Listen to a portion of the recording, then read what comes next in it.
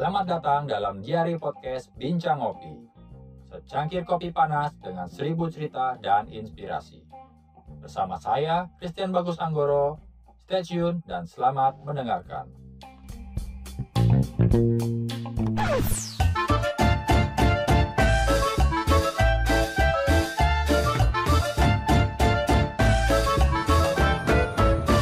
Halo guys, selamat pagi. Jumpa lagi bersama saya, Christian Bagus Anggoro, dalam acara Bincang Ngopi. Hari ini hari Sabtu pagi, saya sedang berada di daerah Nusa Dua di coffee shop. Nama coffee shop ini 25 PM. Kalau teman-teman sering dengar di acara beberapa event-event kopi, ini orangnya sering muncul sebagai sebagai kompetisi kopi.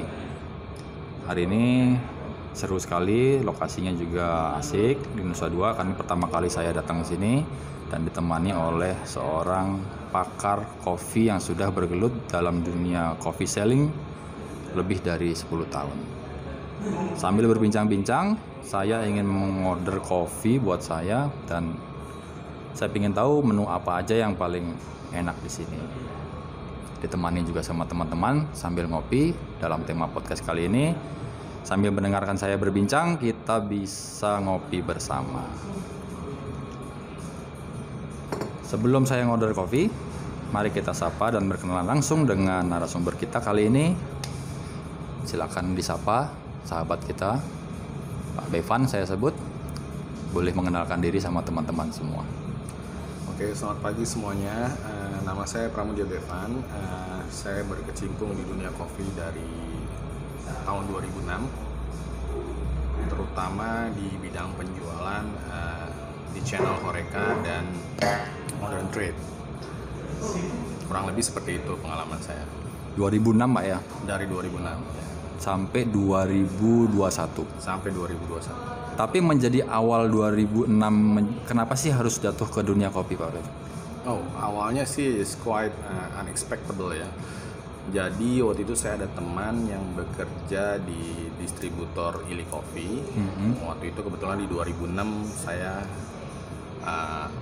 habis selesai melakukan beberapa usaha sama teman, terus memang sedang mencari pekerjaan. Kebetulan dari dulu saya memang suka kopi, gitu loh. Jadi dari dulu tahun-tahun awal itu 2006 yang terkenal masih Excelso, Cafe Olala dan sebagainya. Ya istilahnya kita sering meeting sama klien lah di situ. Di situ saya mulai suka ya Italian coffee khususnya, cappuccino, cafe latte. Tapi kebanyakan pada waktu itu yang saya minum cappuccino sih. Tapi waktu itu ketika minum kopi espresso, itu sudah mulai mengenalkan light roast, medium roast atau dark roast nggak Pak? Seperti saat ini? Belum Ada profil ya? Belum. Jadi pada waktu 2006 itu tentunya sebagai seorang yang bukan dari culture yang minum espresso, toh kita di Indonesia memang nggak ada culture itu. Kopi tubruk, tentunya saya banyak minum kopi tubruk sama milk base. Kesukaannya mulai dari situ sih di awal. Itu mulai dari kapan? Dari kecil atau dari usia berapa kalau kopi? minum kopi memang dari kuliah. Dari kuliah saya suka minum kopi gitu. Jadi saya ingat sama teman-teman saya saya kuliah di Sunter ya, di IBI. Oh, di Sunter. Di Institut Bisnis Indonesia. Kita itu sering pergi ke Kelapa Gading, ke Excelso, kemana gitu. Dekat berarti Pak ya? Saya sering main di Sunter dulu. Oh iya, dekat. Oh ya, Christian dari Iya, main dulu di Jakarta kan 15 Jakarta tahun. Utara ya, waktu itu ya. Sunter itu biasanya aku kalau main di depan mall Sunter itu ada danau. Iya, ada danau. Ada tempat namanya CP Cleopatra. Di situ lah gue bolos sekolah. Belum kenal kopi waktu itu, aku belum tahu kopi sama sekali. Main bola nggak di lapangannya? Enggak ya. Saya juga main bola di situ dulu sama teman-teman. Cuma lewat aja, karena kalau mau ke Menteng sama ke Kemayoran aku pasti lalu lewat Sunter. Oh iya, lewat PRJ ya. Iya. Okay. Itu daerah kita lah dulu. Berarti mengenal kopi itu dari usia remaja lah, dari kuliah ya? Ya dari kuliah, dari SMA suka minum kopi, itu memang masih jarang-jarang. Pas kuliah itu lebih banyak sih frekuensinya. Nah ini Pak Bev, ya. Sebagai Pak Bevan kan saya anggap sebagai espresso expert. Oke. Buat saya, di mata saya Pak Bevan tuh orang yang konsistensi menawarkan espresso yang layak dan baik untuk diminum. Oke. Nah, bagi Pak Bevan, di mata Pak Bevan, espresso yang baik dan layak itu seperti apa, Pak Bevan? Oke, kalau dalam hal taste ya terutama ya, karena at the end of the day kopi itu dibuat untuk diminum. Espresso itu menurut saya harus kompleks. Tentu. Harus kompleks dalam arti kata dia harus punya beberapa profil rasa lah. Kalau cuman satu rasa doang, kayaknya ada yang kurang, ada yang missing di situ, gitu loh. Jadi menurut saya espresso yang benar itu harus balance, seperti layaknya makanan dan minuman lainnya juga. Balance antara fruitiness sama dark chocolate-nya. Dark chocolate. Ya, itu harus ketemu gitu. Nggak bisa, menurut saya nggak bisa terlalu fruity, nggak bisa terlalu dark chocolate, sehingga dia cenderung bitter, nggak bisa juga. Jadi harus ada balance yang mempunyai aftertaste yang bisa tinggal lama di mulut kita. Ini sangat penting di espresso, karena kita minum espresso itu supaya di mulut kita ada rasa kopi yang bisa stay cukup lama. Intinya kayak lidah kita tuh seakan-akan kayak kena cat. Jadi dia aftertaste-nya tuh stay di rongga mulut tuh cukup lama, bisa 15 menit, 20 menit, bahkan setengah jam. Jadi itulah yang saya cari gitu loh, karena kebetulan saya dulu juga belajarnya di sama orang Itali, belajarnya mengenai espresso. Semakin lama saya kerja dulu di perusahaan distributor Illy Coffee, semakin saya memahami, saya semakin dari milk base saya turun ke bawah ke rootsnya, saya makin suka sama espresso. Saya makin suka kutak-katik mesinnya atau grindernya untuk bikin espresso yang benar. Nah, untuk espresso nih Pak, ada nggak sih tahapan-tahapan buat Pak Bevan kalau menghidangkan espresso yang baik itu seperti apa Pak? Mesinnya atau mungkin kopinya atau extract time-nya? Oke, espresso yang benar sih dimulai dari awal. Jadi memang kita perlu mesin yang cukup baik. Dalam arti kata mesin yang bisa cukup panas, group headnya, terus portafilter juga harus panas, tapi dan grindernya harus bersih. Ini penting banget. Banyak orang yang saya lihat di coffee shop itu punya grinder, bahkan grinder yang bagus dan mahal, tapi grindernya nggak pernah di clean. Jadi analoginya grinder ini kayak pisau di dapur lah ya. Jadi kalau dia potong makanan terus nggak pernah dicuci, flavor yang nempel di pisau itu kebanyakan flavor itu fat, itu kena oksigen jadi rancid. Nah, terus kita motong lagi barang yang baru, akhirnya rasa rancidity itu masuk ke barang yang baru. Jadi selalu jaga grinder itu tetap bersih dan di-maintain, dirawat. Memang ada extra effort di situ, tapi kalau udah biasa ngebersihin grinder sih ya nggak lebih lah dari 10 menit 15 menit gitu loh. Nah, tapi sebelum ke mesin dan ke grinder memang diperlukan kopi yang baik. Kopi yang baik ini udah mutlak. Jadi kalau kopinya nggak baik atau nggak bagus dikelolanya oleh roaster, dimasukin ke mesin mahal pun ya percuma. Dimasukin ke mesin yang bersih pun percuma gitu. Jadi innya harus benar dulu, baru outputnya bisa benar gitu loh. Nah setelah itu tergantung, kalau udah nyampe di coffee shop, mesinnya bersih, terawat, grindernya bersih, terawat. Sekarang mengenai cara si baristanya nih. Kalau di kitchen ya kita bilang chefnya lah. Barista ini mengelola gimana? Apakah dia bisa preserve aromanya, apa dia bisa keep coffee bean-nya, apa dia bisa mastiin parameter-parameternya itu diikutin. Tapi parameter ini juga sebenarnya berbentuk parameter plus minus gitu loh. Nah, parameter ini harus disesuaikan juga tergantung keadaan environment, ruangannya dalam AC enggak, posisi di depan pantai enggak, dan sebagainya gitu loh. Jadi dunia espresso itu, dalam bikin espresso yang benar itu memang ada berbagai macam faktor sih. Kalau soal suhunya sendiri, saya prefer antara 88 sampai 90 derajat Celcius, itu yang preference saya gitu loh. Terus untuk dose sendiri saya cenderung memakai dose tidak sebanyak anak-anak yang sekarang ini di third wave. Bisa sampai 13 gram ya. Betul, saya cenderung kalau single shot itu saya bikin 8 sampai 9 gram tergantung jenis mesinnya. Dan di mesin itu ada saluran airnya.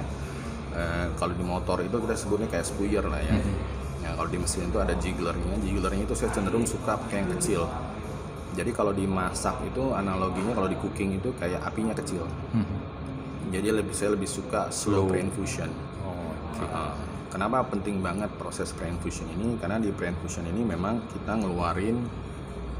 kita mengekstrak rasa kopi itu, dan proses itu bisa terjadi ketika air panas menyentuh kopi yang udah kita tamping dan kita grind ini di dalam portal. Jadi proses pre-infusion itu sangat penting. Kalau kalian punya kopi yang baik dan bagus, itu bisa memberikan berbagai macam rasa ke espresso kalian gitu. Itu bisa larinya ke mesin juga dong ya kalau seandainya pre-infusion, karena kan biar nggak over extract ya. Betul. Atau under extract.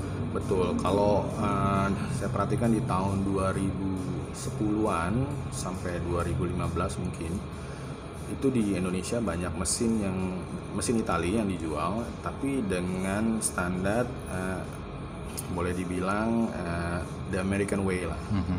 Ya, karena mungkin pada waktu itu untuk fulfill market chain seperti Coffee Bean & Tea Leaves, Starbucks dan sebagainya, dimana dia harus mengekstrak minuman itu lebih banyak supaya kelihatan volumenya lebih banyak, atau bahkan mereka gunakan espresso ini sebagai base dari minuman frappe mereka, dari minuman dingin mereka.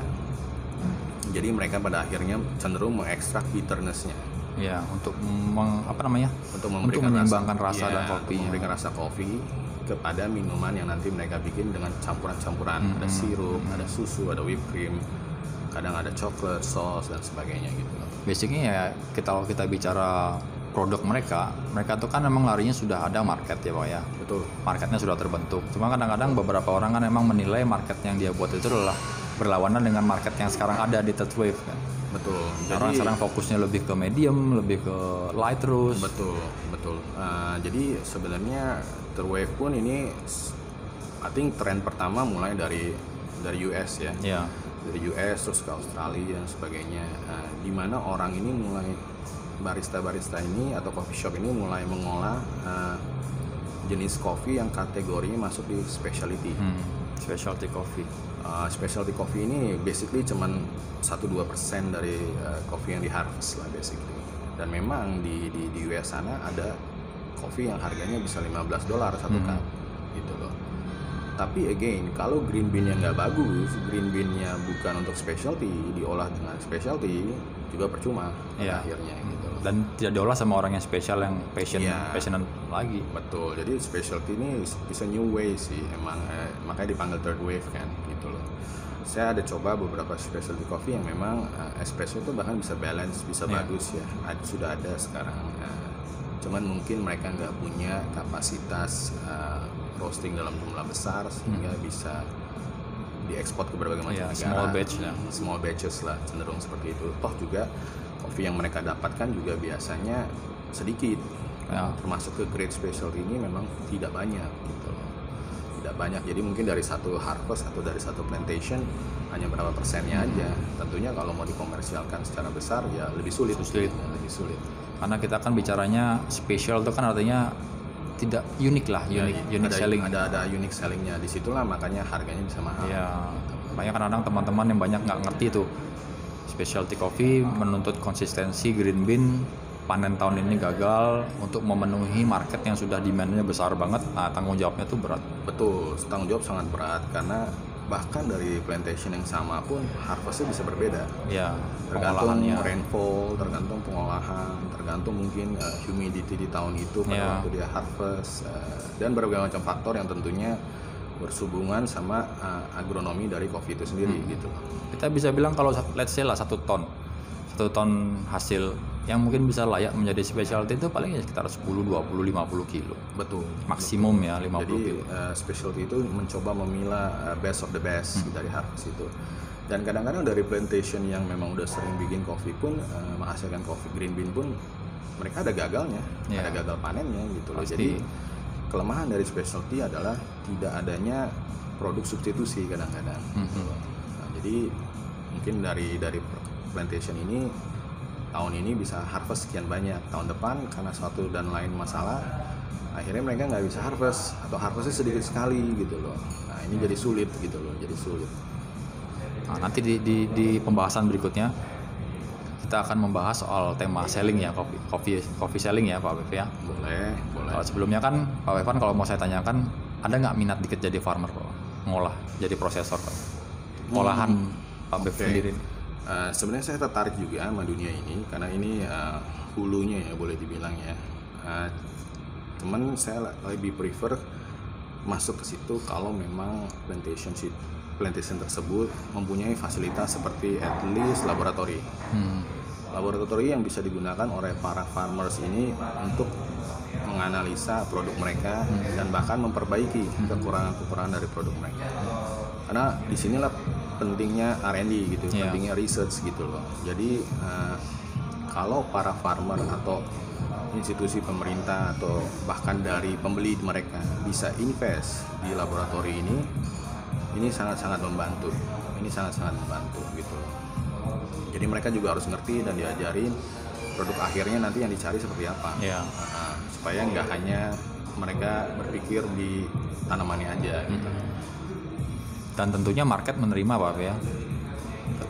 Apa yang kita buat itu market menerima dan memang ya bisa making selling good. Ya, saya rasa R&D ini adalah bagian dari, kita bilang kalau di manajemen itu bagian dari value added ya. Jadi mungkin si petani juga nggak aware bahwa barang ini ternyata bagus gitu loh, atau bisa dibikin lebih bagus lagi. Nah, value added ini ya justru tentunya bisa membantu si petani ini menjual dengan harga yang lebih baik. Ya. Apalagi kalau mereka bisa menghasilkan harvest yang konsisten, tentunya revenue atau pendapatan mereka tidak putus gitu loh. Jadi pentingnya laboratori ini tentunya harus juga disupport sama botanis, agronomis, kemis gitu ya, yang bisa bantu ngajarin mereka. Saya rasa di Indonesia sebenarnya bisa dikerjakan sekali gitu loh. Saya lihat teman-teman di ITB, di IPB juga banyak yang ahli di bidang ini. Cuman sayangnya saya lihat beberapa mereka yang kalau kita bilang salah satu yang jago lah, lulusan terbaik dan hebat, kebanyakan mereka end up kerja di luar negeri. Ini masalahnya gitu loh. Ya. Jadi kalau mereka bisa kerja di Indonesia membantu ini, tentunya mereka juga sebagai seorang ahli harus dibayar dengan layak, ya kan? Nggak bisa dibayar murah juga gitu loh. Kalau enggak ya dari hitung-hitungan ekonomi nggak disalahkan juga mereka kerja di luar negeri gitu. Experience masalahnya kan Pak. Betul. Dan pengalaman saya dengan produk Illy dulu waktu saya ke pabriknya mereka.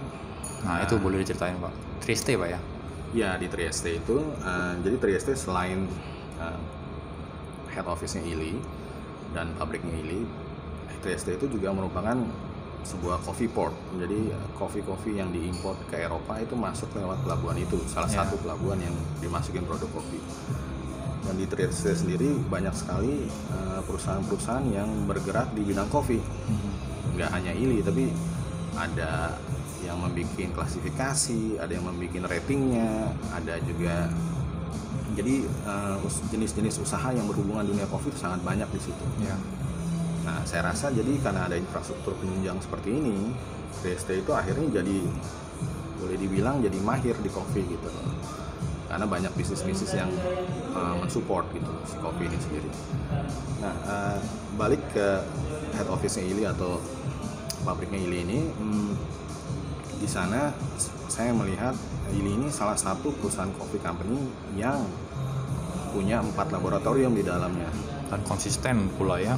Di situ ada kemisnya, di situ ada botanisnya, ada agronomisnya, terus ada orang yang menganalisa sensorinya secara konsisten untuk batch per batch. Jadi begitu banyak science yang terlibat, begitu banyak science yang terlibat. Nah ini saya masih melihat ini bedanya orang, belum lagi dia punya laboratori yang ada di Brazil. Dan itu melibatkan pekerjaannya tuh banyak untuk sensori aja ya. Betul.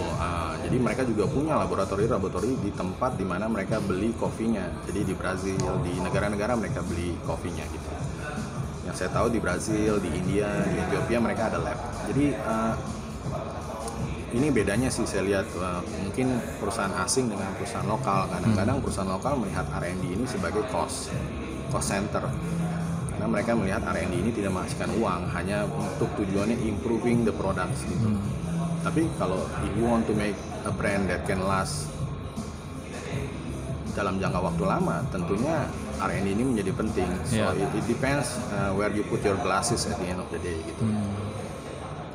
Dan Illy sendiri memang bukan kopi yang dijual dengan harga standar, harga rata-rata. Ya, kalau harga rata-rata Arabica 100% espresso blend mungkin kalau kita import mungkin itu sekitar 10 sampai 12 US dollar kali sekarang harganya per kilogram. Nah, Illy sendiri harganya jauh di atas itu. Di atas itu. Dan yang buat saya luar biasa sama produk Illy ini ketika dia dibuka untuk yang tabung batch 3 kilo ya, kan dia punya kaleng itu. Betul. Itu aromanya wangi. Ya, jadi Illy ini melalui riset dia juga, jadi produk kemasan Illy itu adalah salah satu hasil dari riset mereka juga. Bahkan dulu kemasan kaleng untuk kopi dengan inert gas ini adalah patennya mereka dulu. Jadi mereka memang invent. Jadi ini menemukan cara ketika dia harus mengekspor produk ini ke seluruh dunia, mereka menemukan cara gimana how to preserve the aroma of the roasted coffee. Iya. Dan kemasan yang terbaik memang yang dipilih adalah kaleng yang bisa tahan pressure. Dan itu tidak karat. Ya, itu jadi kaleng itu ya kalau kita taruh di luar gitu, nggak di warehouse yang tepat, tentunya bisa karatan. Humidity-nya nggak bagus ya, karatan ya. Pasti bisa karatan. Dan di kalengnya itu ada seal di atasnya yang bisa kita buka untuk keluarin inert gasnya. Gitu loh. Jadi kopinya itu selama di kaleng, terutama yang kemasan profesional, yaitu kemasan 1,5 kilo dan 3 kilo, pressure di dalam kaleng itu adalah 1,2 bar. Jadi mereka inject inert gas dengan pressure 1,2 bar. Tujuannya adalah aroma kopi yang terlepas dari kopi yang udah kita roasting, itu dia pasti mengeluarkan aromanya secara perlahan. Itu di push back ke dalam beansnya, sehingga beansnya itu selalu dalam posisi ditekan dengan aromanya kembali. Gitu. Jadi tujuannya adalah ketika supaya waktu kita beli kopi itu di Italia atau kita beli kopi itu di Indonesia, ya prestasinya sama. Ya. Tujuannya itu. Jadi I think it's one of the best invention sih dari pihak Illy sendiri sih. Karena dia mikirin gimana mengekspor kopinya ke Amerika, ya, yang dimana shipmentnya bisa cukup makan waktu lah. Gitu. Karena aku suka lihat video ada footage di YouTube. Ya. Berdurasi 2 jam kayaknya untuk factory Illy Factory itu. Iya, Illy Mega Factory. Ya, itu saya lihat dari nyimpen green bean-nya di bawah tanah, terus ruangan roasting sampai ruangan packaging sampai sensori, itu videonya betul. Dan bagus dia sekali. punya pabrik itu sangat very computerized dan digitalized ya. Jadi anyway, if you are in the coffee business and then if you have time ya, and then coba deh, saran saya sih pergi ke factory-nya Illy untuk factory tour paling enggak. It's terkeren seluruh dunia lah ya. Yeah, you will see a different kind of things yang open your eyes gitu, open your knowledge juga. I think it's salah satu experience terbaik sih saya bilang, karena the way they treat quality itu dari resepsionis sampai orang yang di warehouse ngomongnya sama. So it's a very good company yang udah dari tahun 1933 sampai sekarang gitu loh. Jadi apapun yang mereka lakukan di situ, investasi yang mereka lakukan itu sangat luar biasa. Dan tentunya kita berharap kedepannya di Indonesia juga ada yang kayak gini gitu. Dan itu penuh dengan cinta ya, menjalankan dari generasi ke generasi. Betul, it's about passion plus science gitu. Ya, kalau kita ngomong Italia, soal hal company turun temurun, itu memang nggak bisa dialahin. Italia bisnis, family business ya mereka. Basically boleh dibilang kategorinya is a Ferrari of coffee lah. Ya. Pak Bevan sebagai orang yang berada dalam lingkungan Illy Coffee, pernah nggak sih Pak Bevan membuatkan espresso buat si anaknya sih yang punya Illy, itu siapa namanya Pak Bevan? Yang terakhir nih cucunya sekarang udah generasi ketiga, Andrea, tapi Andrea sudah naik jadi komisaris. Sekarang CEO-nya adalah seorang profesional gitu loh. Terus terang kesempatan untuk bikin espresso untuk contohnya waktu Andrea Illy datang ke Indonesia, saya pernah bikinin gitu loh. Di mana tuh rasanya? Di kantor sih waktu itu. Jadi rasanya deg-degan nggak Pak? Ya, jadi kita make sure semua mesin itu is properly prepared dan clean, and then kita kalibrasi sebentar, and then kita serving ke dia, kita buat dan kita serve ke dia gitu. It's a good experience. Tapi terlepas dari itu, banyak selama saya kerja di perusahaan yang dulu, banyak prinsipal yang datang kan, terutama dari ILI ke Indonesia. Nah, saya juga banyak kesempatan untuk bikinin kopi buat bikinin mereka espresso. Dan I think kalau if you do it right, and then you understand gitu the products and you do it right, I think you don't have to be an Italian to make a good espresso. You can do it kok. At the end of the day, ya ini memang sedikit rumit, tapi kalau dipelajarin bisa lah. At the end of the day, it's not rocket science lah. Iya. Luar biasa ya. It's exactly like cooking bagi saya sih. Iya. Exactly like cooking. Keren ya Pak Pepe ya. Itu kan sempat ini apa namanya, Pak Pepe berapa lama di Italia Pak? Waktu liburan ke sana ke saya kesempatan mengunjungi Trieste ada 3 kali. Terus saya juga karena saya dulu komersial bidangnya, saya juga ada kesempatan mengunjungi pameran host berkali-kali untuk pelajari mengenai perkembangan espresso machine dan sebagainya. Karena di host itu hampir semua espresso machine ada booth atau ada stall di sana gitu. Jadi ya very hectic, very impressive lah saya bilangnya, very impressive karena pengunjungnya dari seluruh dunia kalau di pameran host itu sih, dari seluruh dunia gitu loh. Ini mitos atau enggak Pak Pep? Ada satu barista yang udah lama banget kerja di Ili restoran ya, mungkin di Ili Factory, barista yang wanita perempuan ya, ibu-ibu itu.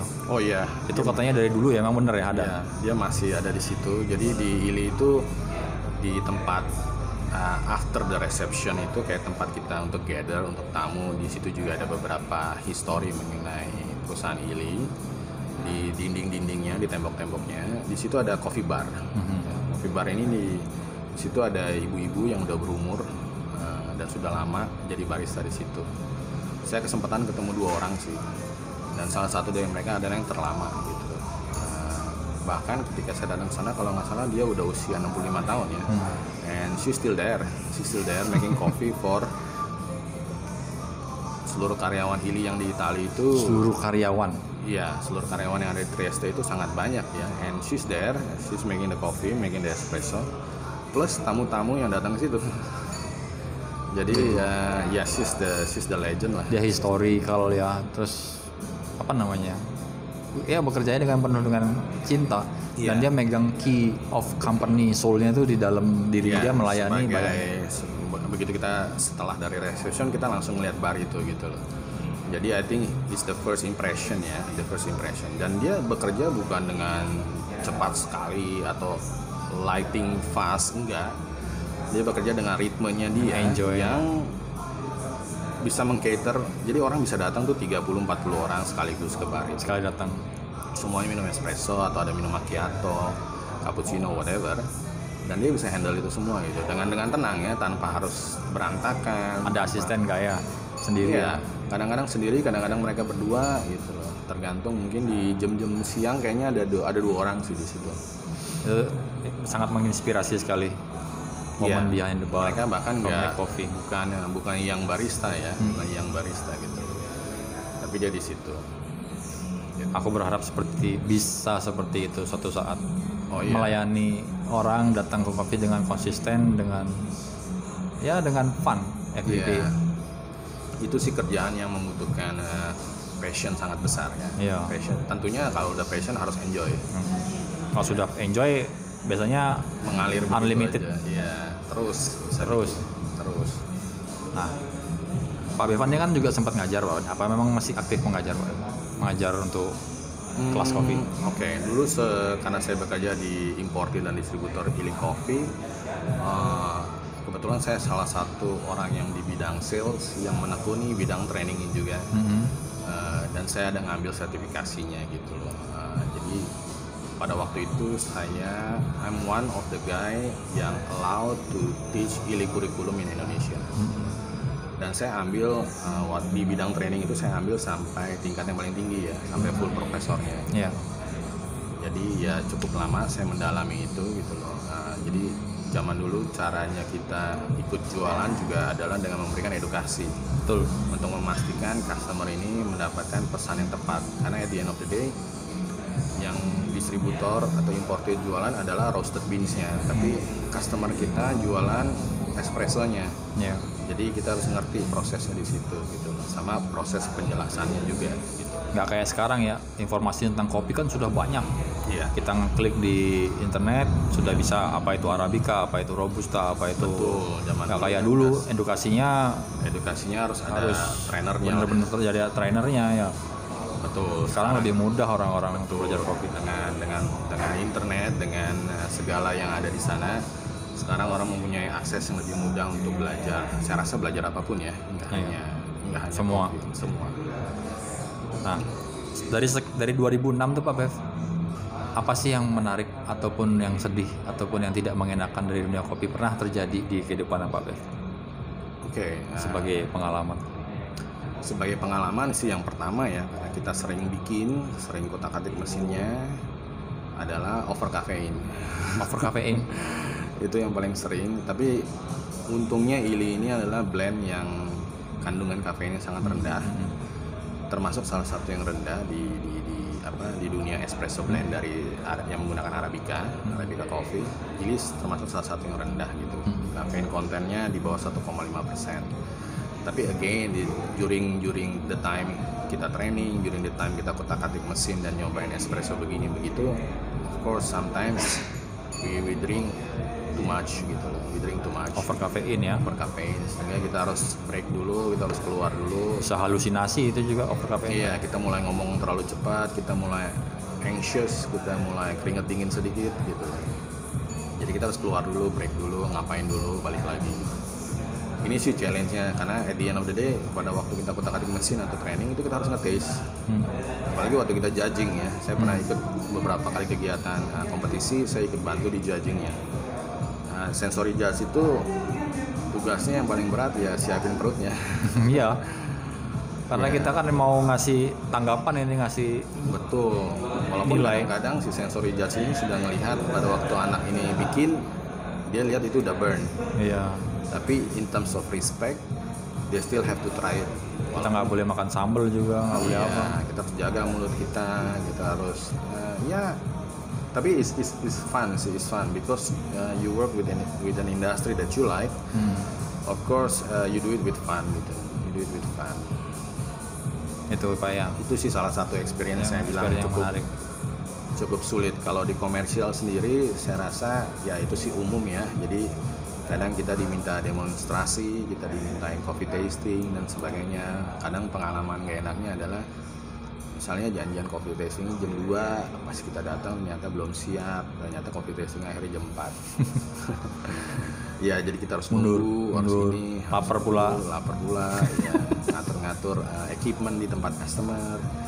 Ya tapi this is the way gitu, this is the way to show them that you are serious, I think. Gitu. Nah itu pasti terjadi, pasti terjadi. Kadang-kadang kita harus coffee tasting sama GM-nya, sama director-nya, bahkan chef-nya ikut. Saya pernah ngadain coffee tasting dan demo itu di salah satu hotel bintang 5 di Legian. Itu seluruh HOD-nya ada duduk di depan saya gitu loh. Dan mereka sengaja pilih jamnya setelah makan siang. Dan saya harus ngejelasin sambil bikin, so means you need to be able to speak and explain while you also making it. It's not easy ya. It's not easy. Sometimes kita juga harus do it in English because ada expatriate di situ. Sometimes we do it in bahasa gitu. Tapi because I'm a salesperson juga, saya suka dunia training. Jadi saya belajar dan after 3-4 kali and then you become good at it. Iya. You become good at it. Ya. Ketika kita bicara over caffeine itu, ada beberapa tempat coffee shop yang memang saya pesannya ya single shot yang dikasih ristretto. Iya, double ristretto biasanya. Karena biar flavornya keluar. Tapi kayak bilang kan kalau saya pesannya single shot ya berarti kafeinnya udah harus cukup buat saya. Ya, betul. Kadang-kadang orang nggak mau fair. Ya, ini sebenarnya masalah di dunia third wave ya. Jadi a double ristretto, you cannot call it as an espresso. Iya. Espresso itu udah ada parameternya. Dose-nya harus maksimum berapa. If you put a double dose, you cannot call it as a single dose. Iya. This is basic gitu loh. Tapi karena anak-anak third wave ini cenderung melakukan proses roasting yang light. Jadi proses roasting light ini kadang-kadang all the flavor belum develop juga. Iya. Terus bodinya cenderung weak kalau menurut saya. Bahkan beberapa temen yang coba bikin, saya lihat mungkin karena kopinya bukan juga kopi yang tepat ya, cenderung very very very acidic Dan nati. Nati. ya, dan katanya cocok untuk milk. Oke. Jadi kayak almond ya. Jadi. Ya, unfortunately kalau ngomong espresso we don't talk about the milk. Yeah. Itu ngomong di cappuccino, cafe latte dan sebagainya gitu. But karena light roast dan karena dose-nya banyak dan dibikin double ristretto, walaupun di ekstrak kadang lebih pendek waktunya daripada espresso, seharusnya tetap karena dose-nya double, sehingga kafeinnya banyak. Iya. Sehingga kafeinnya banyak plus kena susu. Kalau sudah kena over kafein tuh bibir langsung kering Pak. Kalau tubuhku ya nggak enak, langsung bawa gelisah Ya, berdebar-debar sedikit ya pasti ada. Dan dicampur susu. Ini juga perlu diingat loh, maksudnya susu itu adalah material atau substance yang gampang di-digest oleh badan kita, oke? Tapi kalau dia kena kafein, dia lebih hard to digest. It will take longer time to digest.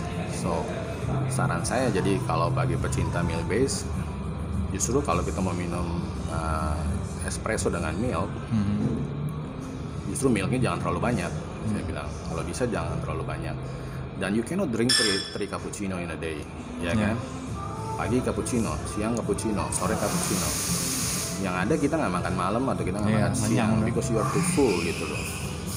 Yang benar adalah in the morning you can drink cappuccino, cafe latte atau flat white kalau bagi para Australian atau New Zealanders. Dan setelah makan siang then you can drink an espresso gitu loh. Sore you drink an espresso gitu. You don't need so much milk gitu in a day. Especially kalau di Italia cappuccino itu hanya di serve sampai jam 11 pagi. After itu orang pesannya espresso or maksimum cafe macchiato gitu, maksimum di situ. Jadi you cannot digest the milk so much gitu at the end of the day. You need to have lunch, you need to have your break, mungkin nanti ada coffee break, ada sweets, terus nanti you need to have your dinner kan. Kalau kamu minum 3 cappuccino sehari, your stomach is gonna working very hard to digest all of that gitu. Belum tambah bir lagi kalau ngebir ya. Belum, nanti sore ada aperitif time dan sebagainya ya kan. Jadi I think in the morning fine because your body is just awake, tidak mau suatu rasa kopi yang terlalu intense. That's why you make a cappuccino. Tapi di Italia sendiri cappuccino is like 160-170 mili doang cupnya. Nggak ada tuh yang namanya cappuccino di 8 oz or even 10 oz gitu. Karena ini budayanya berbeda ya, biar banyak, biar mungkin isinya dapatnya lebih banyak, jadi ya orang itu bisa lebih lama duduk-duduk. Kadang orang berpikir lebih banyak lebih baik. It's not always right. Sometimes good things comes in a small portion gitu. Enough portion, that's it. It doesn't mean you need to drink a bucket of cappuccino kan. Jadi itu yang kadang-kadang saya juga challenging pada waktu kita melakukan pengenalan produk dan tasting di hotel bintang 5 di Bali dan di Jakarta, is they want a cup which is 8-10 oz ya. Of course at the end even double espresso aja nggak cukup dijadiin basis itu. You need to put 3 or maybe 4 shots gitu loh. At the end of the day ini bukan jadi minuman lagi. What are you trying to do gitu. Mabuk kopi. Iya, mabuk kopi akhirnya. Terus saya ingat ada hotel juga di Kuta, kalau di jalan dekat deretan Discovery Mall situ. Saya ingat saya pernah ngadain demo juga. Bahkan mereka punya cup cappuccino dari keramik yang I think is close to 16 ounce gitu. Wow, saya langsung bilang sorry ini nggak bisa gitu loh. Kamu kan mau customer kamu juga beli makanan di kue dan yang sebagainya. lain How they gonna digest all of this gitu loh. Itu termasuk manajemen juga itu Pak. Iya, jadi kadang-kadang dengan orang yang ada di hotel, dengan para F&B-nya ini kita juga harus jelasin sih ke mereka. Kadang-kadang mungkin mereka ngelihat satu tren ya di luar terjadi, tapi whether is correct or not, nah mereka nggak tahu gitu. Jadi kita jelasin lagi. Iya, penting itu. Ya, Italian coffee bukan seperti itu konsepnya. Nah kalau boleh tahu nih Pak Bev sendiri ngopi sehari itu berapa kali Pak? Oke, kalau during weekdays normally saya minum 2 2 double espresso during weekdays, 2 double espresso per hari. 2 sampai 3 lah. Tapi kalau during weekend mungkin sekali aja double espressonya gitu loh. Udah cukup. Tapi saya cenderung minum Arabica sih. Cenderung minum Arabica kalau bisa yang 100%. Jadi memang kafein kontennya rendah. Ya.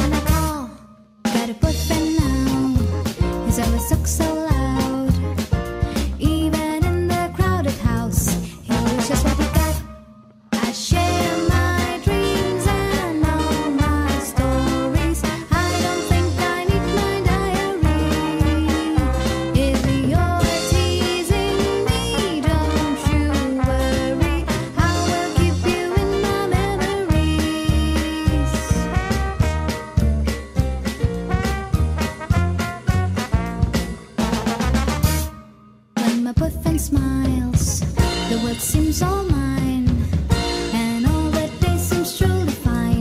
We can reach out the sky, no perfect now. We're moving so slow. If you really want to know, come and join the show. I share my dreams and all my stories. I don't think I need my diary. If you're teasing me, don't you worry, I will keep you in my memories.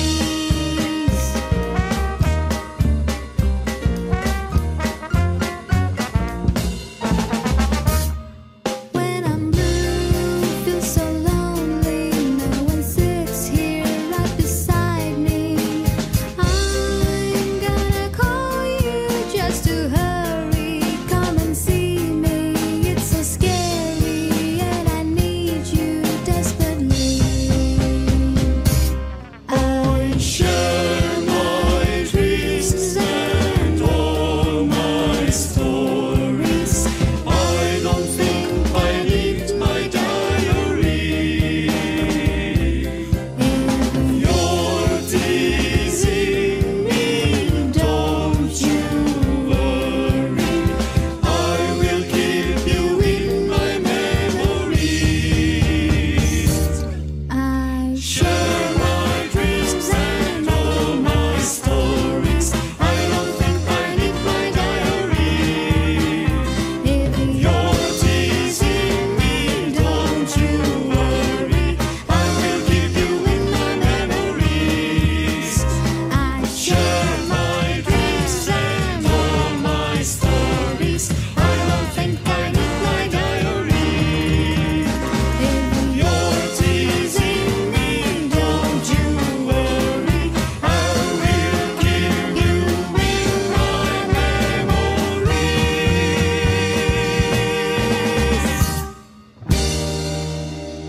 Saya pernah dulu minum kopi dari luar negeri, dari Italia juga tuh, yang depannya M itu ya. Kan dia full robusta itu. Jadi kalau espresso blend itu biasanya I think kalau di Italia yang istilahnya grade paling bawah pun mungkin sekitar 60-40 ya, 60 Arabica, 40 robusta. Ini full robusta dari Italia dijual. Aku nyobanya di kafenya di Sanur. Aku coba pesan espresso. It's undrinkable. Luar biasa rasanya. Luar biasa. It's undrinkable and then you need to drink it with sugar to be able to drink it. Tapi ya sambil matanya merem termasuk backup loh. Iya, itu sih kayak Habis itu perutnya kembung. Iya, itu sih kayak ketampol ya gitu bilangnya. Ya, di perut juga berasa sekali Iya. itu. Iya. I Robusta. think nggak, kalau untuk espresso purpose, to be honest, you cannot use 100% robusta. Karena robusta kan kita hanya cari body lah kalau kita bicara ya. betul. Kalaupun arabicanya sudah mengandung body dan mesinnya tepat, grind size-nya tepat, tampingnya tepat, aku rasa bodinya sudah muncul juga. Iya, saya rasa untuk pengalaman saya pribadi kalau untuk espresso blend, untuk dibuat jadi espresso robusta yang paling banyak bisa dipakai itu I think 5%. Lebih dari itu, you tends to perceive the robusta taste in your mouth gitu. Masalahnya robusta ini dibikin dengan pressure 9 Itu bar. long taste apa namanya, after taste-nya lumayan tuh. Oh iya. Makan apa aja masih berasa. I think it's gonna be very woody kalau terlalu banyak. And then dengan settingan mesin yang kadang-kadang terlalu panas, it's gonna be very burn. It's gonna be very burn gitu. Oh, lumayan itu. Oh iya, soalnya ingat loh mesin espresso ini punya pressure loh. Iya. Jadi dia mengekstrak gitu loh. Besok saya mau buat lomba minum 5 shot robusta. Hadiahnya 1 bungkus kopi. Awet, kita kan ntar lagi mau jam tema nih. Iya. Ngomong kopi, kita mau lari ke masalah business and management about coffee. Oke. Kan Pak Fer kan cukup sangat pengalaman sekali tuh. Dari kopi, grind size-nya berapa, dosingnya berapa, terus harga market pricing-nya berapa. Itu saya mau sambil pesan kopi. Kak Fen mau pesan kopi? Boleh? Satu lagi.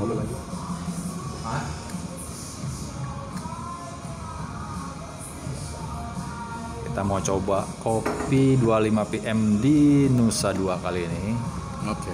Siapa tahu nanti ownernya denger nih, biasa kan dia suka Oh, saya mau coba. Mas, untuk V60 mungkin ada rekomendasi apa?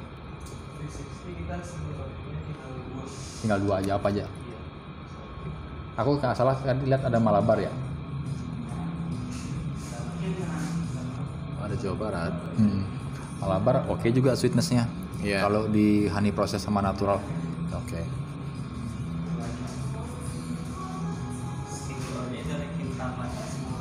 Semua Kintamani. Oh, nggak ada yang Malabarnya, nggak ada ya? Malabar order. Pak Evan mau coba apa kita? Iya boleh deh. V60-nya sama. V60 Malabar 2. Cukup nggak? Cukup. Untuk 2. Cukup. Oke, aku mau coba itu. Makasih ya. Nah, kalau ngomong Malabar, aku biasa pernah dulu ngerosting dari Malabar Mountain, itu dari Pengalengan. Oke. Yang punya Pak Prayogo namanya, Selamat Prayogo tuh ngolahnya bagus banget. Oke. Itu aku coba honey, wash sama natural. Oh. Bagus. Cuman karena bagusnya itu nggak bisa konsisten gitu. Karena kan kita ngomong alam lagi, iklim. Iya. Kadang sekarang gagal panen. Stok yang sudah ada itu sudah di-booking sama company-company lain. Iya, Jadi kita kadang-kadang kalau mau beli ngecer sedikit-sedikit udah Iya. susah. Kadang mereka prefer jualan in a bulk ya. In a Jadi bulk. tahun berapa nih kamu sanggup tahun ini beli? Mau Borong semua. 500 atau 1 ton. Kalau kita ngomongnya cuma ngomong 10 kilo, 20 kilo ya udah nggak kebagian. Iya. Iya. Pasti. Kadang-kadang yang kebagian juga bukan yang grade 1 lagi. Kita belinya sama yang sudah beli banyak nanti. Iya. Kadang-kadang bahkan saya pernah punya pengalaman untuk beli Indonesian green bean di Singapura dengan trader lebih murah harganya daripada beli dengan growers yang ada di Indonesia gitu. It can be like that ya. Iya. Jadi dunia komersil memang seperti itu sih. Grade 1 diekspor dengan harga khusus pastinya. Kadang-kadang juga udah di down payment ya.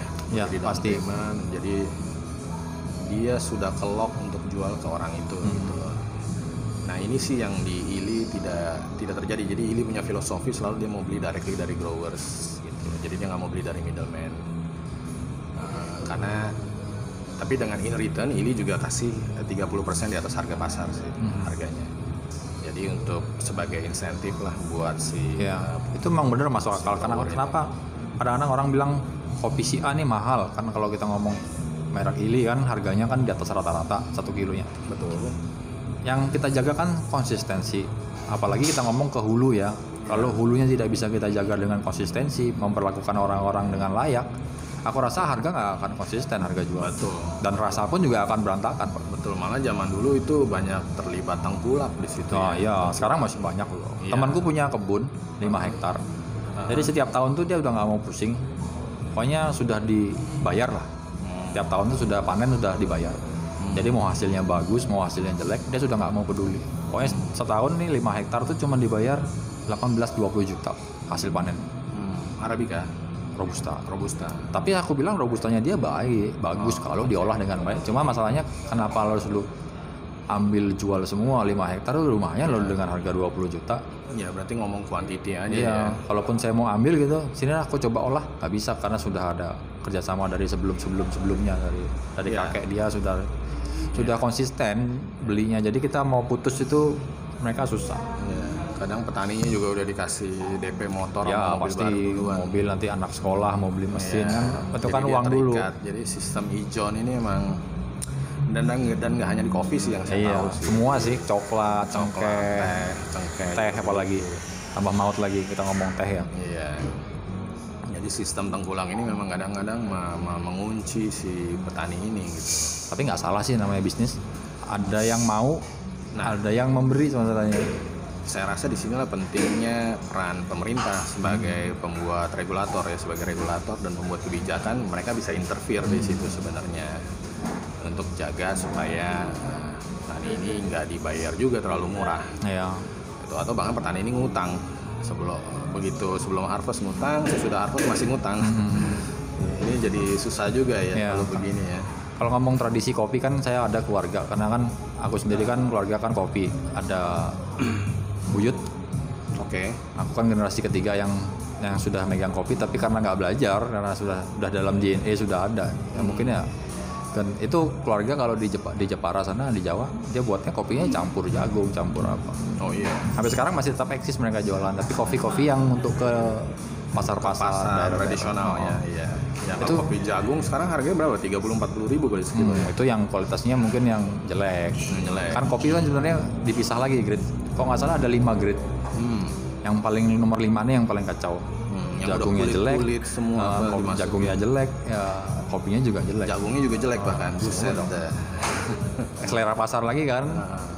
Kalau yang saya bilang kualitas 1 dia masih bagus karena kopinya masih utuh. Jadi dia masih bisa crack ya kalau di roasting. Terus campuran jagungnya juga direbus dulu, terus dijemur dulu, baru di roasting lagi bareng sama bean. Hasilnya ya enak, rasa baunya enak. Di tenggorokan nggak sakit. Artinya aku juga belajar, Pak Beb. Nah. Ketika membuat kopi yang seperti ini enak tuh ada ilmunya juga gitu. Oh ya, jagung pasti memberikan a kind of flavor lah. Malah dulu kalau bilangin kopi jagung apa sih, lidah tenggorokanku sakit kalau minum kopi-kopi dari pasar itu kan. Tapi ternyata ada yang nggak buat sakit. Gimana cara buatnya itu baru aku tahu. Tapi pasti harganya beda ya. Iya, itu 1 kilo kok nggak salah sekitar 60-70 ribu. Oh, oke. Jadi jagungnya sekitar 30% lah. 30% ya. Ya. Oke. Tapi kalau orang-orang di desa lah, maksudnya kalau kita minum yang nomor 1 itu kalau minum kepalanya pusing sakit karena kafeinnya mungkin lebih tinggi. Ya. Kalau orang minum yang kualitas nomor 3 dia nggak pusing kan? Ya lah jelas jagungnya lebih banyak. Iya, otomatis kafein kontennya lebih sedikit ya. Iya. Dan tidak dakrus jadinya. Kalau yang 1 kan dia dakrus. Oke. Ya memang sih Indonesia dari zaman dulu itu ya, dari zaman dijajah sama Belanda ya produk bagusnya dibawa ya kan ke Europe untuk dijual. Nah, produk keduanya juga kalau zaman sekarang masih diekspor kayaknya. Yang Ya. kadang-kadang yang kita nikmatin sini produk ketiga dan keempat ya. Kalau keempat ya udah harus dicampur sesuatu supaya bisa diminum gitu loh. Tapi dengan adanya specialty seperti sekarang mulai open lah.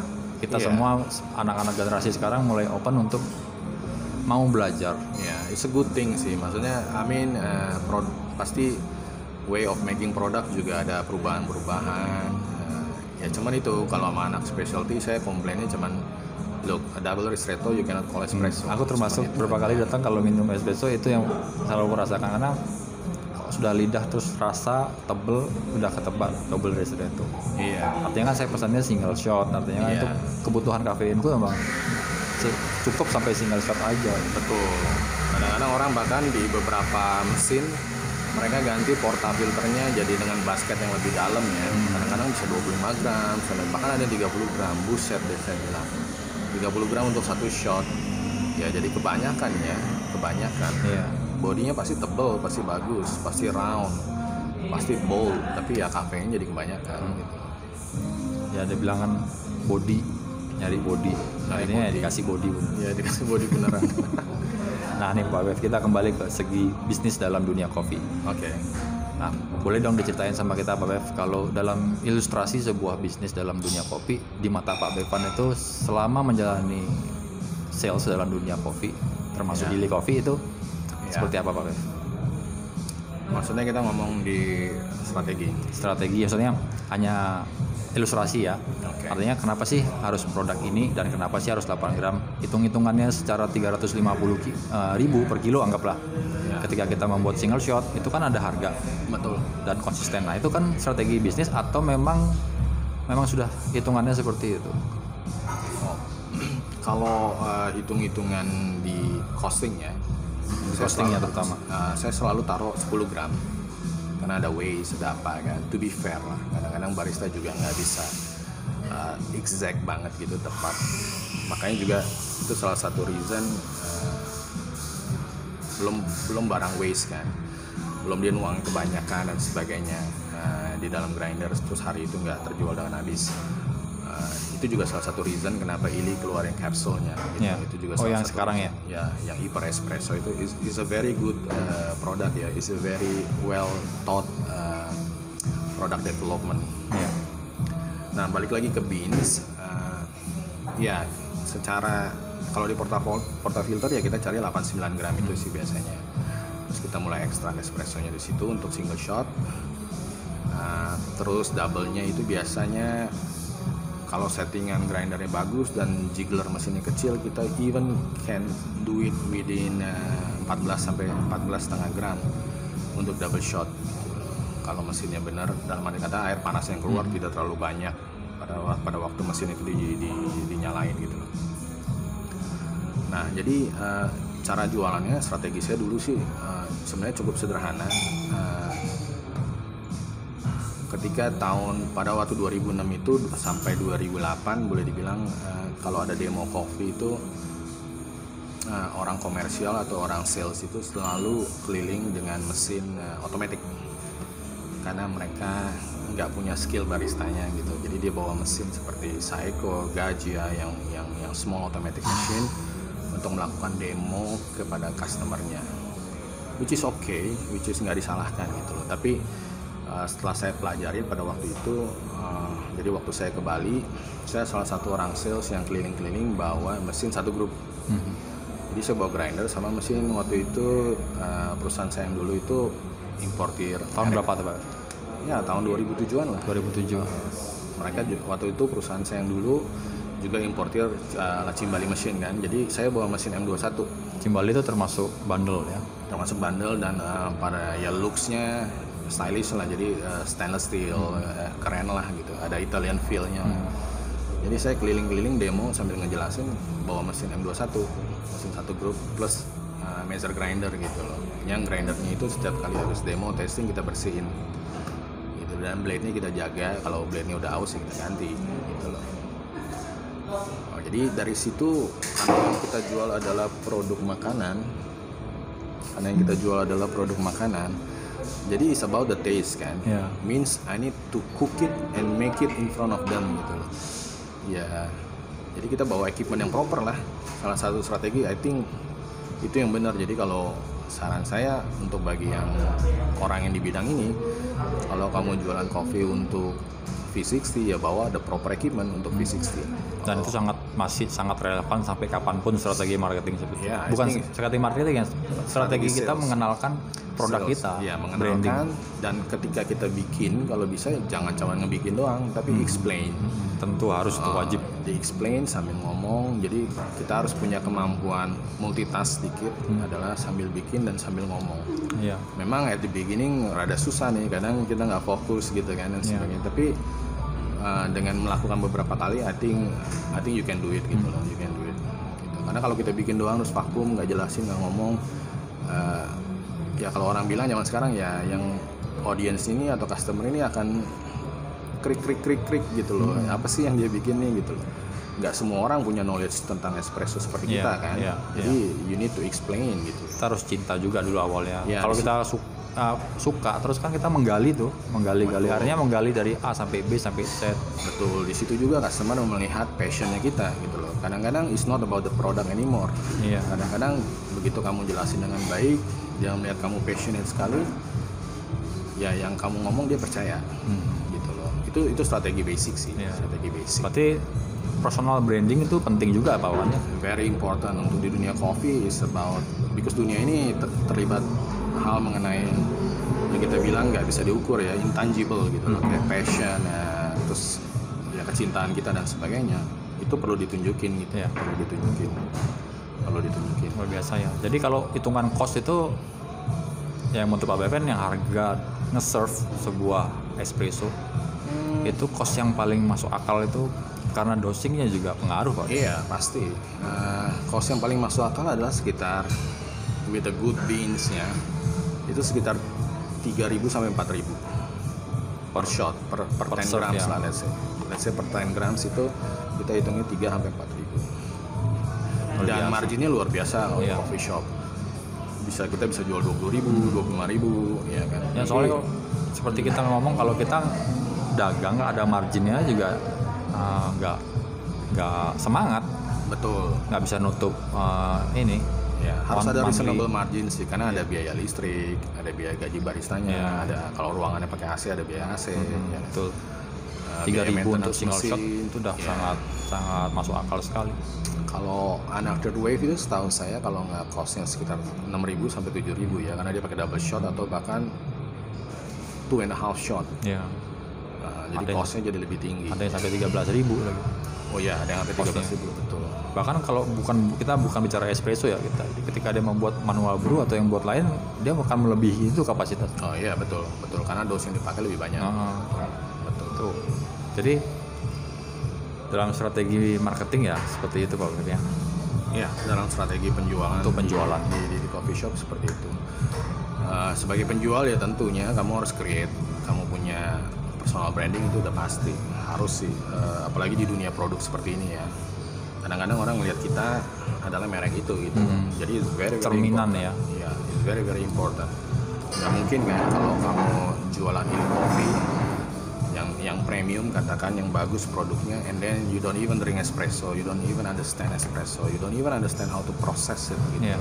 This is unacceptable ya kalau kita bilang unacceptable, karena ya you have to go and then reflect the brand gitu in you gitu loh. Kalau nggak ngerti ini itu cuman bawa prices doang, ya kalau kamu kebetulan ketemu customer yang ngerti ya bagus. Ya. Kalau ketemu customer yang tidak begitu ngerti, you are in trouble di Kita nggak situ. ngerti bawel lagi. Iya, you are in trouble gitu loh. So Terus nggak punya product knowledge pula. betul, we try to avoid that as much as we can lah. Terus tiba-tiba ada yang nawarin yang udah punya product knowledge. Iya. Lalu tuh kita Udah pasti. ledek-ledekin lagi kan. Udah putus, sudah break kontrak, Iya, udah pasti. jelek pula lagi nama. Jadi memang kalau orang sales coffee ya harus ngerti dunia kopi. Iya. Nah, itu udah pasti, itu udah hukumnya. I think produk lain juga begitu sih. Produk lain juga begitu. Siap. Kopi kita sudah datang. Kita coba Malabar Pak Bev. Malabar ya. Ya kita coba nih.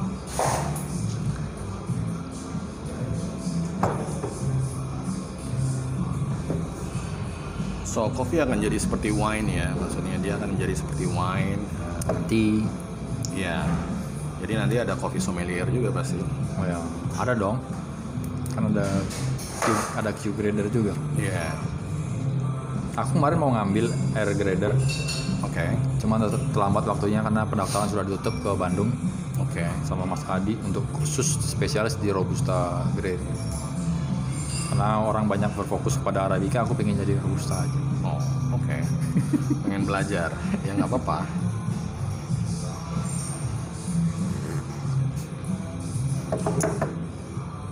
Gimana Pak Bev? Ya, it's very light, very smooth. Kalau biasa lidahnya sudah espresso ya. Oh ya, ini manual brew gini nggak bisa dibandingin sih sama espresso ya. Nggak apple to apple lah. Ini kita untuk nongkrong, kita bercengkrama Untuk sama long drink, teman, itu paling ideal sekali. Kalau espresso kita, kadang aku suka nongkrong sama teman, kita minum espresso, setelah itu bingung masa mau pesan espresso atau pesan long black Iya. lagi. Karena espresso waktu diciptain juga is about untuk sesuatu yang diproses dengan cepat, Iya, diminum dengan cepat. orang mau kerja, bus lah pagi-pagi, Ya, bangun boost. tidur, It's dia like a butuh shot bus, lah ya. basically. Tujuannya seperti itu. Nah, Pak Rev, Nah, sebelum kita akhiri podcast kali ini dalam perbincangan sambil ngopi, kita boleh dong tahu moto hidup Pak Bevan seperti apa? Moto dan menjadi visi Pak Bevan sampai sekarang yang bisa, ya karena aku melihat ya Pak Bevan orangnya konsisten, tetap fokus dan apa namanya, easy learning aja. Mungkin apa yang menjadi dasar, menjadi moto dan visi Pak Bevan selama hidup Maksudnya untuk di industri kopi ke depannya. untuk di industri kopi, dan bisa juga menjadi dasar personal brandingnya Pak Bevan sendiri yang orangnya asik aja gitu. Ya, I think saya cukup konservatif dalam hal ini. Jadi I still believe knowledge is power. Jadi I still believe that.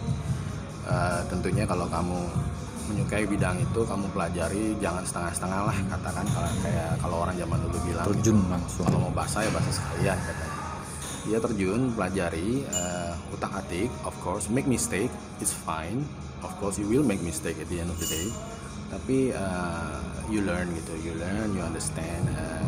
Dan di dunia kopi ini kan salah satu dunia yang saya bilang kita bisa berteman dengan banyak orang ya. Tentu. This is the one of the benefit lah, one of the advantage.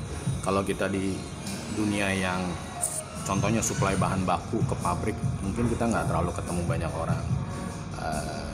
Dunia kopi ini dunia yang mengasihkan gitu loh, mengasihkan. Kita ketemu banyak orang, ketemu banyak teman untuk berpikiran. Ini yang bikin saya suka gitu. Jadi saya masih beredar sih ke sana ke sini, lihat-lihat gitu loh, kayak apa sih gitu loh. Apakah ada tren baru dan sebagainya, termasuk sekarang kan orang bicara mengenai cold brew ya. Mengenai RTD ya kan, ready to drink dan sebagainya. Sangat mengasihkan, dan di samping itu karena bertemu dengan orang-orang yang passionate juga, tentunya circle kita dipenuhi oleh orang-orang yang seperti itu. Kuat juga jadinya ya. Betul. Terus kita juga belajar hal lain tentunya, seperti makanannya, seperti mungkin I don't know, tehnya, mungkin wine-nya, mungkin cheese-nya. Akhirnya kita jadi tahu banyak hal gitu. So this is very important. Proses belajar ini berkembang terus gitu, berjalan terus gitu. Ya seperti Toyota lah basically. You keep moving forward. Terus penuhin circle kamu dengan orang-orang yang passionate juga, atau bahkan yang lebih jago dari kita gitu kan, sehingga kita bisa belajar. Hanya di situ sih caranya untuk kita tetap evolve gitu, dan maju gitu. terus ke depan. Betul. Jadi networking, knowledge itu sangat penting sih. Dan di dunia kopi ini kita punya exclusivity lah untuk ketemu many people ya kan, many people. Ada yang memang jago banget, ada yang baru belajar dan sebagainya. It's okay gitu loh. Kita semua berkumpul menjadi satu ya. Semua berkumpul menjadi satu Untuk membangun. Tentunya harapannya ke depan di Indonesia bisa ada coffee company ya yang sekelas Illy atau Lavazza bahkan gitu loh. Amin, sudah ada Pak Kayaknya udah arahan mulai udah mulai gatel ya. Betul. Tapi again untuk kalau yang dengar podcast ini ada para owners atau investors atau business owners, saran saya cuma satu, jangan pernah melihat R&D atau laboratori ini sebagai cost. Lihat ini sebagai nggak masuk akal ya. Ya, Betul. investment yang akan kembali ke kamu dalam jangka waktu yang lebih panjang. Setuju. Soal itu saya setuju. Nggak semuanya diukur dengan profit and loss lah. Kita bilangnya begitulah. Ya, nggak semuanya. Gitu. Kadang-kadang kita udah sedikit lagi bisa bikin produk lebih bagus, cuman karena kita mengesampingkan R&D, mengesampingkan para scientist, ya akhirnya kita nggak ini gitu loh. Dan satu lagi sih juga yang penting, dan I think semua orang juga udah banyak yang tahu sekarang mengenai global warming ya. Jadi by 2050 atau 2060 kalau bumi makin panas, I think we gonna lose the Arabica coffee. Semua, Even not only coffee, chocolate, wines and everything can be in dangerous. Jadi kalau kita bisa pelajarin global warming ini dan kita pun bisa berperan untuk nurunin global warming ini, we need to find a way. Karena kita hidup di dunia ini bukan untuk kita aja kan, tapi next untuk anak generation. kita ya, the next Dan generation. semua sebenarnya makhluk hidup yang lain juga berhak untuk diperhatikan. Betul, what they gonna do ya kan, what they gonna do. Apakah kopi nanti jadi produk yang musnah dari peradaban manusia? Ya nggak lucu juga nih jadinya. Kopi nanti kita ke planet Mars. Betul. Misalnya nanam yang baru, soalnya kan dimulai dari si Tesla. Betul. Jadi ya I think kalau pemerintah, kita, para pelaku, para business owner, para investor juga concern terhadap hal ini dan mau invest di sesuatu hal atau action yang bisa bikin global warming ini bisa dilawan, I think let's do it man, let's do it. Itu aja Don't sih. be ignore ya. Iya, Pokoknya don't be ignorance. ignore person. Don't be ignorant, don't be too greedy. Iya. Kadang-kadang ya seperti kita tahu lah dunia ekonomi ini kadang-kadang perputaran uang jauh lebih tinggi daripada perputaran barang dan jasa. Iya. Ini juga bahaya gitu loh. Inilah yang terjadi gitu loh. Kadang-kadang kita lihat nggak usah susah di bursa saham gitu ya. Ya. Perusahaan kinerja jelek kok sahamnya digoreng sampai tinggi terus dibanting lagi. At the end people need to understand gitu loh. Bahwa berapapun uang yang mereka ngasilin, berapapun profit yang mereka ngasilin, kalau orang lain harus rugi, harus ini, I think it's not the correct way to do business lah. Yeah. Bisnis harus ada ethics, bisnis harus ada sustainability, means kita untung, dia untung, kita nggak bisa kita untung gede terus orang lain rugi gede, it's not right. Ya. Ya, I think hal-hal seperti ini juga harus diingat sih ke depannya gitu loh, bahwa kita hidup di ini bukan kita sendiri loh. Respect ada orang ya. lain ya, ada respect juga, ada caranya. Always think about garis tengah gitu, how to make it in a win-win solution gitu loh, win-win situation gitu loh.